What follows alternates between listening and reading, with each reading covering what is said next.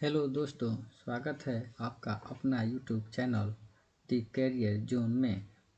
आज हम polity science की बुक एनसीईआरटी सार संग्रह से पढ़ने वाले हैं। इसकी पूरी बुक को हम लोग लगातार पढ़ रहे हैं और इसको ख़त्म भी करना है। इसके बाद में हिस्ट्री की जो एनसीईआरटी महेश बर्नवाल की सार संग्रह आती है उसे शुरू किया जाएगा।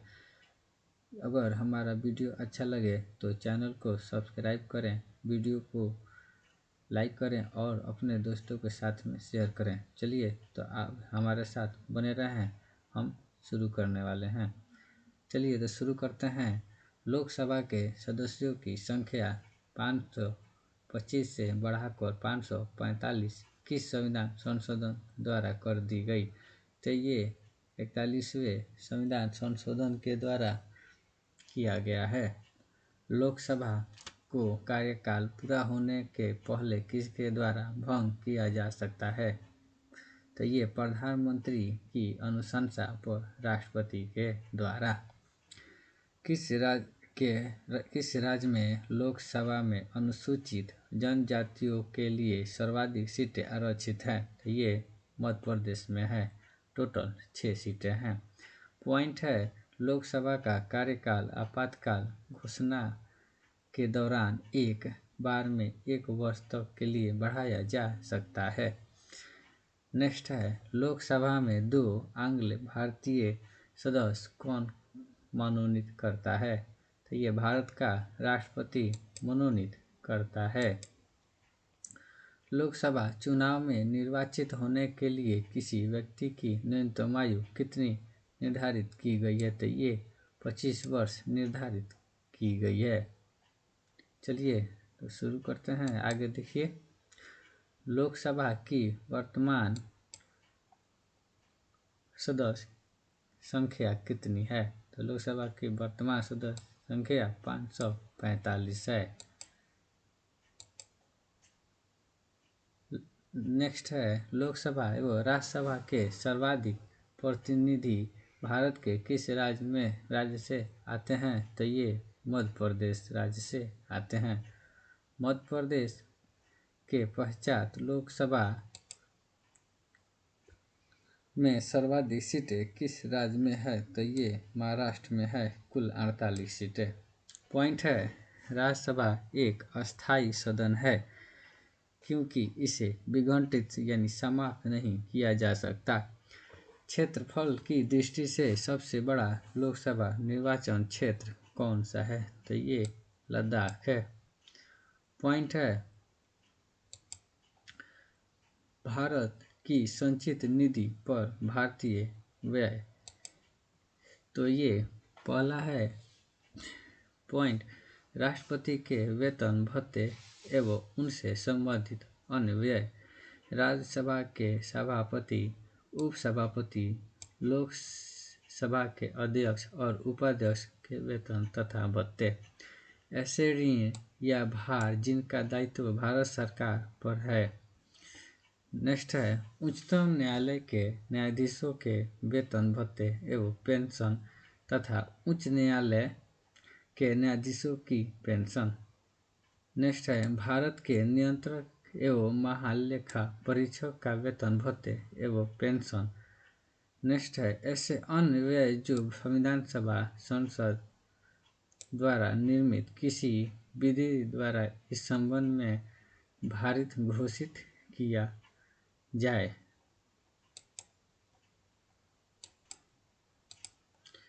परिसीमन के पश्चात उत्तर प्रदेश में मतदाताओं की संख्या की दृष्टि से सबसे बड़ा लोकसभा क्षेत्र कौन सा है? तो ये उन्नाव उत्तर प्रदेश का है। लोकसभा का पहला आम चुनाव किस वर्ष हुआ था? तो ये 25 अक्टूबर 1951 से 21 फरवरी 1952 के मध्य हुआ था। पॉइंट है, यदि लोकसभा के सभी सदस्य बहुमत से संकल्प पारित कर देते तो लोकसभा अध्यक्ष को उसके कार्यकाल की समाप्ति के पूर्व उसके पद से हटाया जा सकता है।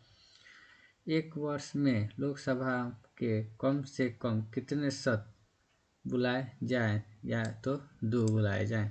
लोकसभा में बिहार 40 को आवंटित सीटें किन 2 राज्यों को आवंटित सीटों के योग के बराबर है? तो ये योग के बराबर है छत्तीसगढ़ तथा मध्य प्रदेश। चलिए आगे देखते हैं। पॉइंट है, नोट है। नेक्स्ट देखते हैं, राज्यसभा के सदस्य का कार्यकाल कितने वर्षों का होता है? तो ये 6 वर्षों का होता है। प्रोटेम स्पीकर की नियुक्ति राष्ट्रपति द्वारा की जाती है तथा उसका कर्तव्य नवनिर्वाचित लोकसभा सदस्यों को शपथ दिलाना है। नेक्स्ट है, लोकसभा अध्यक्ष यानी स्पीकर अपने निर्णायक मत का प्रयोग कब करता है? तो इसका आंसर है किसी विधेयक प्रस्ताव के पक्ष एवं विपक्ष में बराबर मत होने की स्थिति में। नेक्स्ट है, लोकसभा के प्रथम अध्यक्ष कौन थे? तो ये जीवी मावलंकर थे। पॉइंट है, लोकसभा लोक लेखा समिति नियंत्रक एवं महालेखा परीक्षक की रिपोर्ट की जांच करती है तथा उस पर अंतिम रिपोर्ट तैयार करके संसद के पटल पर रखती है। चलिए नेक्स्ट है, प्रकरण समिति का कार्यकाल कितना होता है? तो कार्यकाल इसका 1 वर्षों का होता है। राज्यसभा के सदस्य किसके द्वारा चुने जाते हैं? तो ये राज्यों के विधानसभाओं के द्वारा चुने जाते हैं। विशेषाधिकार समिति में 2 सदनों से कुल कितने सदस्य होते हैं? तो ये 25, लोकसभा में 15 और राज्यसभा से 10, टोटल 25 होते हैं। नेक्स्ट देखते हैं।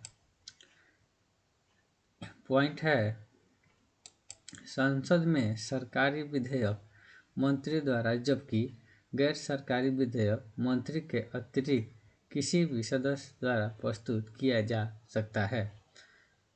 पॉइंट है, एक वित्त विधेयक धन विधेयक नहीं होता, परंतु प्रत्येक धन विधेयक एक वित्त विधेयक होता है। चलिए अब नेक्स्ट देखते हैं।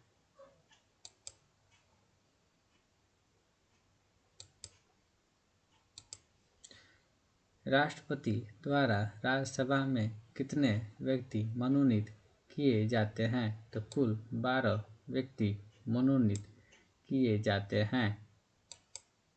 नेक्स्ट है, राज्यसभा के लिए नामांकित होने वाली प्रथम अभिनेत्री कौन थी? तो ये नरगिस दत्त राज्यसभा सदस्य जो कि 1980 से लेकर 1986 तक थीं।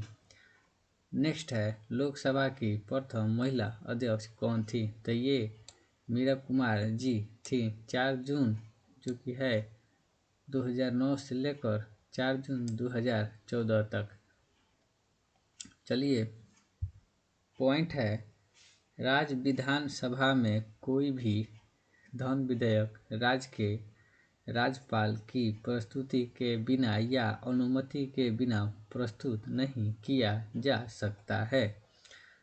नेक्स्ट है, वे प्रथम लोकसभा अध्यक्ष कौन थे जिनके विरुद्ध लोकसभा में अविश्वास प्रस्ताव लाया गया था? तो ये जीवी मावलंकर जी थे।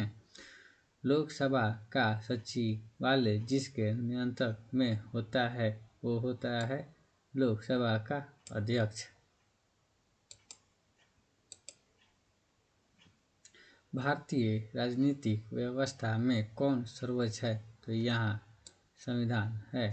भारत की संचित निधि पर कौन सा व्यय भारित नहीं होता है? भारत के प्रधानमंत्री के वेतन और भत्ते पे। धन विधेयक संसद के किस सदन में पुनर्स्थापित किया जाता है? तो केवल लोकसभा में किया जाता है। धन विधेयक राज्य विधानमंडल के किस सदन में प्रस्तुत किया जा सकता है? तो केवल विधानसभा में प्रस्तुत किया जा सकता है।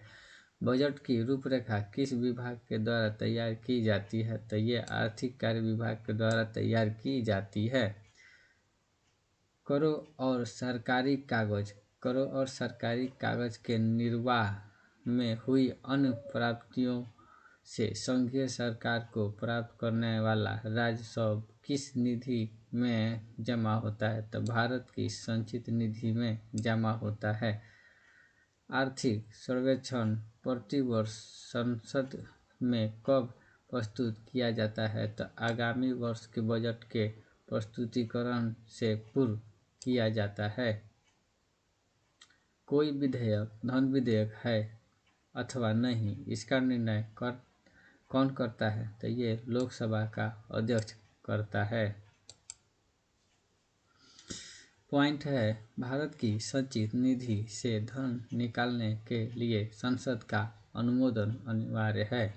नेक्स्ट है, लेखानुदान संघ सरकार को किस प्रकार की अनुमति प्रदान करता है?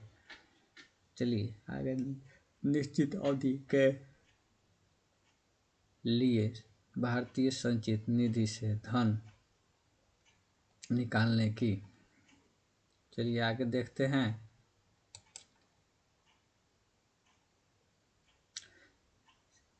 कोई साधारण विधेयक साधारण विधेयक एवं धन विधेयक में तुलना, साधारण विधेयक और धन विधेयक में तुलना करना है। तो यहाँ पे साधारण विधेयक में पहला दिया गया है, इसे लोकसभा या राज्यसभा में कहीं भी प्रस्तावित किया जा सकता है, और धन विधेयक में इसे केवल लोकसभा में प्रस्तावित किया जा सकता है। नेक्स्ट है दूसरा, इसे मंत्री अथवा गैर सरकारी सदस्य दोनों द्वारा प्रस्तुत किया जा सकता है, और यहाँ पे धन विधेयक में इसे केवल सरकार के ही मंत्री द्वारा प्रस्तुत किया जा सकता है।